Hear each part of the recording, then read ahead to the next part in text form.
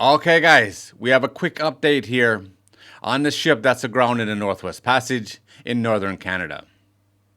Not really much new information, but we do have some new pictures.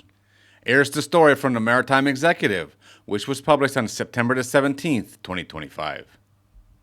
The Canadian Coast Guard and the ship's owners provided updates, reporting that after 10 days the vessel remains stable and in no immediate danger.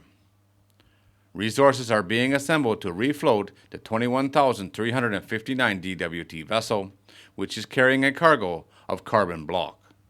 The first salvage equipment, a salvage master, and a naval architect have reached the vessel, and a plan for refloating was submitted to the Canadian Coast Guard and Transport Canada, who said they are reviewing it. The cost of the refloating of the vessel and any remediation efforts undertaken by the Canadian Coast Guard will be the responsibility of the vessel's owner. Additional salvage equipment and staff are expected to reach the ship later in the week. The owner, however, notes that the efforts are subject to weather, which delayed some operations last weekend. The Canadian Coast Guard had dispatched the vessels Jean Goodwell and Sir Wilfrid Laurier to the site and used them to assist in transporting materials. Both vessels have been released, while the Coast Guard vessel Des Glaciers is now on scene to monitor and provide response support.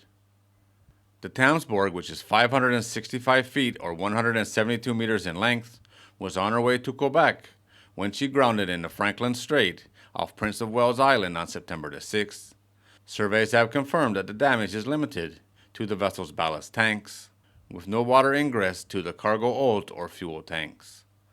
The owner said that it hired external knowledge in the form of ice pilots, who are often former captains of icebreakers, who are familiar with local waters. They said that the Canadian authorities greatly appreciate that we strengthen our professional crew with extra local knowledge. The company became the first European shipping company in 2016 to traverse the entire Northwest Passage without the assistance of an icebreaker. The company highlighted that it had made several transits in the waters, including the Thamesborg previously sailed from Canada to China on the Northwest Passage. One would think the only way forward here is to unload at least some of the cargo to lighten the vessel. It's going to be really hard to refloat her with flooded ballast tanks.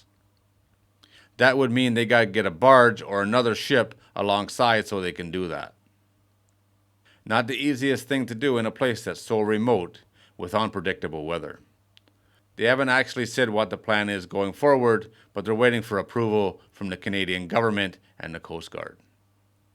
A good luck to everyone involved here. This is not going to be no easy task, and time is definitely not on their side. Alright guys, there it is. As always, thanks for watching. If you're new here and you like these kind of videos, don't forget to subscribe before you leave, and I'll see you on the next one.